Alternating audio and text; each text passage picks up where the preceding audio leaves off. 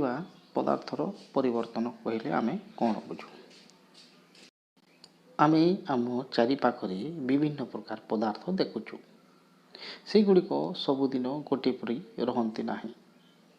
ଏମାନେ ତାଙ୍କ ମଧ୍ୟରେ କିଛି କିଛି ପରିବର୍ତ୍ତନ ହୋଇଥାଏ। ଏହି ପରିବର୍ତ୍ତନକୁ ଦୁଇ ଭାଗରେ ବିଭକ୍ତ କରାଯାଇଛି। ଗୋଟିଏ ହେଲା ଭୌତିକ ପରିବର୍ତ୍ତନ ଓ ଅନ୍ୟଟି ହେଲା ରାସାୟନିକ ପରିବର୍ତ୍ତନ। ଭୌତିକ ପରିବର୍ତ୍ତନ ତାହା ଏକ ଅସ୍ଥାୟୀ ପରିବର୍ତ୍ତନ ଅଟେ, କିନ୍ତୁ ରାସାୟନିକ ପରିବର୍ତ୍ତନ ଏକ ସ୍ଥାୟୀ ପରିବର୍ତ୍ତନ ଅଟେ। ଗୋଟିଏ ଉଦାହରଣ ନେବା। ଆମେ ସାଇକେଲ ଟ୍ୟୁବ୍ରେ ପମ୍ପ ଦେବା, ତାହେଲେ ଟ୍ୟୁବ୍ଟି ଫୁଲି ଉଠିବ।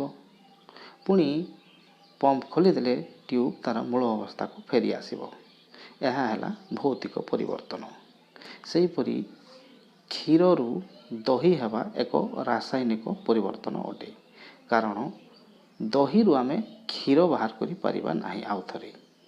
ତେଣୁ ଏହା ଏକ ସ୍ଥାୟୀ ପରିବର୍ତ୍ତନ ଅଟେ ବା ରାସାୟନିକ ପରିବର୍ତ୍ତନ ଅଟେ।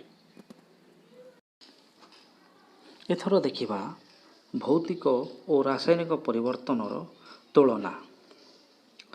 ଭୌତିକ ପରିବର୍ତ୍ତନରେ କୌଣସି ନୂତନ ପଦାର୍ଥ ଉତ୍ପନ୍ନ ହୁଏ ନାହିଁ, କିନ୍ତୁ ରାସାୟନିକ ପରିବର୍ତ୍ତନରେ ନୂତନ ପଦାର୍ଥ ସୃଷ୍ଟି ହୁଏ।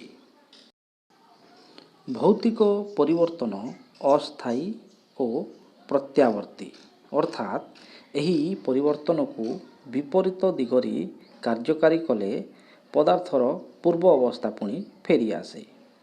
ଯେପରି ଲୁହା ତାରାକୁ ଯଦି ଆମେ ଗୁଡ଼େଇ ଦେବା, ତା'ର ଆକାର ବଦଳିଯିବ।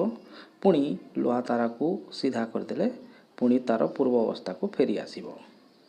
କିନ୍ତୁ ରାସାୟନିକ ପରିବର୍ତ୍ତନ ଏକ ସ୍ଥାୟୀ ପରିବର୍ତ୍ତନ ଓ ଏହା ଅପ୍ରତ୍ୟାବର୍ତ୍ତୀ। ଏହାର ଏକ ଉଦାହରଣ ହୋଇପାରେ, କାଠକୁ ଆମେ ଜଳାଇଲେ କୋଇଲାରେ ପରିଣତ ହୋଇଯିବ, କିନ୍ତୁ କୋଇଲାରୁ ପୁଣି କାଠ ସୃଷ୍ଟି କରାଯାଇପାରିବ ନାହିଁ।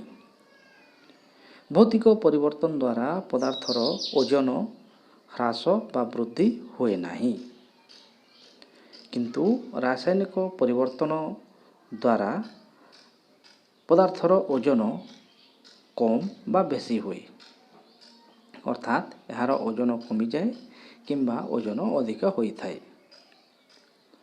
ଭୌତିକ ପରିବର୍ତ୍ତନ ଦ୍ୱାରା ଉତ୍ତାପ ହ୍ରାସ ବା ବୃଦ୍ଧି ହୋଇପାରେ ବା ହୋଇନପାରେ, କିନ୍ତୁ ରାସାୟନିକ ପରିବର୍ତ୍ତନ ବେଳେ କିଛି ମାତ୍ରାରେ ଉତ୍ତାପର ହ୍ରାସ ହୋଇଥାଏ କିମ୍ବା ବୃଦ୍ଧି ହୋଇଥାଏ।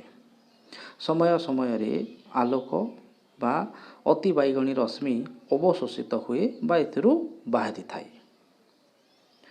ଭୌତିକ ପରିବର୍ତ୍ତନ ଦ୍ୱାରା ପଦାର୍ଥର କୌଣସି ରାସାୟନିକ ଧର୍ମର ପରିବର୍ତ୍ତନ ହୁଏ ନାହିଁ, କେବଳ ଭୌତିକ ଧର୍ମ ଯେପରିକି ତା'ର ଗନ୍ଧ, ବର୍ଣ୍ଣ ବା ତା'ର ଅବସ୍ଥା ଏହିସବୁର ପରିବର୍ତ୍ତନ ଘଟିଥାଏ। କିନ୍ତୁ ରାସାୟନିକ ପରିବର୍ତ୍ତନ ଯୋଗୁଁ ନୂଆ ପଦାର୍ଥ ସୃଷ୍ଟି ହେଉଥିବାରୁ ତାହା ନୂତନ ଭୌତିକ ଓ ନୂତନ ରାସାୟନିକ ଧର୍ମଯୁକ୍ତ ହୋଇଥାଏ, ଅର୍ଥାତ୍ ଏହାର ଭୌତିକ ଓ ରାସାୟନିକ ଗୁଣ ସମ୍ପୂର୍ଣ୍ଣ ଭାବରେ ବଦଳି ଯାଇଥାଏ। ରାସାୟନିକ ପ୍ରତିକ୍ରିୟା।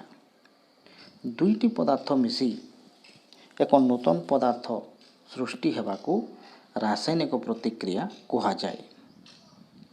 ରାସାୟନିକ ପ୍ରତିକ୍ରିୟା ପାଇଁ ଉପାଦାନ ଗୁଡ଼ିକର ନିର୍ଦ୍ଦିଷ୍ଟ ଅନୁପାତ ରହିବା ଦରକାର, ଅର୍ଥାତ୍ ଏକ ନିର୍ଦ୍ଦିଷ୍ଟ ଅନୁପାତରେ ମିଶାଇଲେ ଯାଇ କୌଣସି ଏକ ରାସାୟନିକ ପ୍ରତିକ୍ରିୟା ସୃଷ୍ଟି ହୋଇଥାଏ। ରାସାୟନିକ ପ୍ରତିକ୍ରିୟା ପାଇଁ ସ୍ପର୍ଶ, ତାପ, ଆଲୋକ, ଅନୁକୂଳ ଅବସ୍ଥା ଏସବୁର ଆବଶ୍ୟକ ପଡ଼ିଥାଏ। ରାସାୟନିକ ପ୍ରତିକ୍ରିୟା ଦ୍ୱାରା ଉପାଦାନ ଗୁଡ଼ିକର ରାସାୟନିକ ପରିବର୍ତ୍ତନ ଘଟି ନୂତନ ପଦାର୍ଥ ସୃଷ୍ଟି ହୋଇଥାଏ।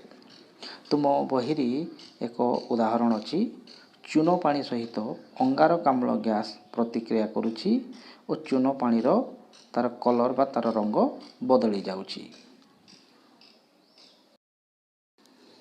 ରାସାୟନିକ ସମୀକରଣ।